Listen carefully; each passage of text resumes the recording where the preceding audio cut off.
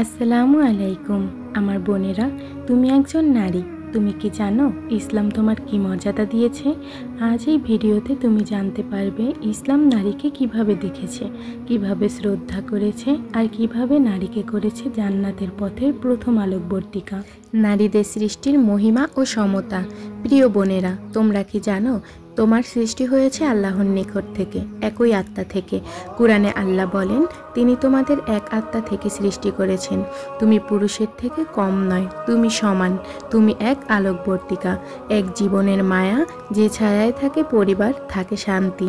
সমাজের ভুলচুক তোমাকে ছোট করলেও ইসলাম তোমাকে তোমার আসল মর্যাদা দিয়েছে। রাসূল সাল্লাল্লাহু আলাইহি ওয়াসাল্লাম বলেন, নারীর সম্মান রক্ষা করো, কারণ তারা তোমাদের জীবনের অংশ। তুমি শুধু একজন নারী নও, তুমি একজন পূর্ণ মানুষ, একজন শক্তিশালী সৃষ্টি যে আল্লাহর কাছে সম্মানিত। নিজেকে ভালোবাসো, নিজেকে জানো, কারণ আল্লাহ তোমাকে জানেন আর ভালোবাসেন। তুমি তোমার নিজের মর্যাদা, তুমি আল্লাহর এক অপরিমেয় উপহার। মা হিসেবে নারীর মর্যাদা। একজন মানুষ যিনি 9 মাস গর্ভে সন্তানকে ধারণ করেন, যিনি নিজে না খেয়ে সন্তানের মুখে খাবার তোলেন, যিনি রাত জেগে সন্তানের জন্য দোয়া করেন, তিনি আর কেউ নন, তিনি হলেন মা। আল্লাহ তাআলা বলেন, আমি মানুষকে তার মা বাবার প্রতি সদ্ব্যবহারের নির্দেশ দিয়েছি। তার মা কষ্টে কষ্টে তাকে গর্ভে ধারণ করেছে।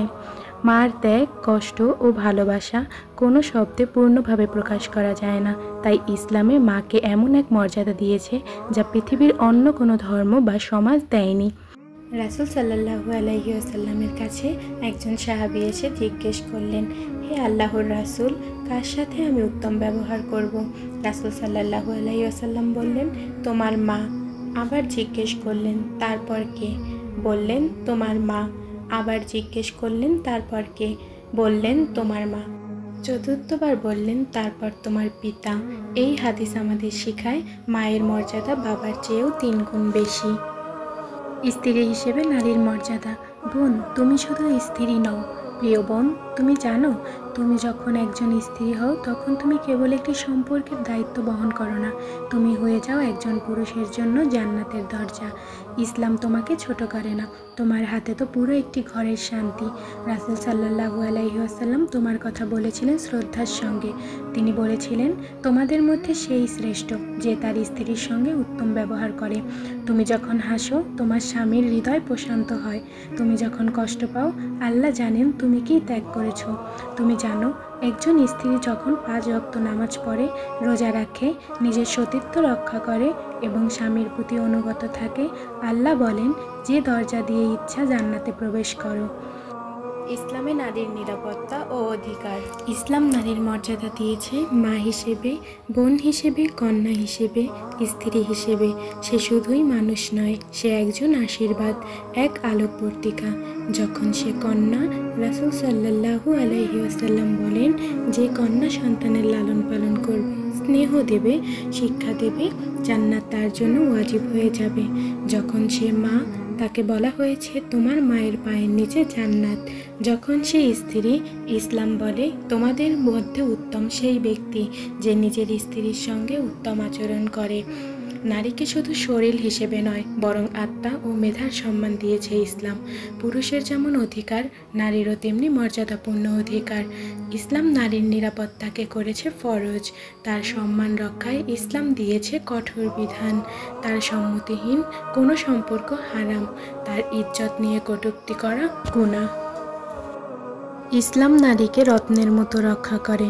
আমার প্রিয় বোনেরা, তোমরা কি কখনো ভেবেছো রত্ন বা হীরার কি গুরুত্ব? এগুলোকে কিভাবে সংরক্ষণ করা হয়? তাৎক্ষণিকভাবে মনে পড়ে শক্ত খেসে নরম কাপড়ে জড়ানো তালাবন্ধ সিন্দুকে রাখা হয়। কেন? কারণ এটা মূল্যবান, খুবই দামি। ঠিক তেমনি ইসলাম নারীকেও রত্নের মতো মূল্যবান মনে করে। তাকে দেয়া হয়েছে সম্মান, মর্যাদা, নিরাপত্তা ও অধিকার। আল্লাহ তাআলা বলেন, আর নিশ্চয়ই তোমাদের মধ্যে কেউ ক্ষতিগ্রস্ত হবে না, না পুরুষ না নারী, তোমরা একে অপরের অংশ। ইসলাম নারীর জন্য নির্ধারণ করেছে পর্দা, যেন কেউ তাকে হেয় না করতে পারে। ইসলাম নারীকে দিয়েছে শিক্ষা, উত্তরাধিকার, সম্পত্তির অধিকার, মত প্রকাশের অধিকার, এমনকি বিবাহে হ্যাঁ বা না বলার অধিকার। ইসলামে নারী শুধু একজন মা, স্ত্রী কিংবা বোনই নন, তিনি একজন সম্মানিত মর্যাদাপূর্ণ সত্তা। যে ধর্ম বলে তোমাদের মধ্যে সেই ব্যক্তি উত্তম যে তার স্ত্রীর কাছে উত্তম, সেই ধর্ম কখনো নারীর অপমানকে অনুমোদন দিতে পারে না। আজকের সমাজ যদি সত্যি ইসলামের শিক্ষা অনুসরণ করত, তবে নারীর চোখে অশ্রু থাকতো না অবহেলা, নির্যাতন কিংবা অসম্মান। তাই আসুন আমরা ইসলামী আদর্শকে হৃদয়ে ধারণ করি।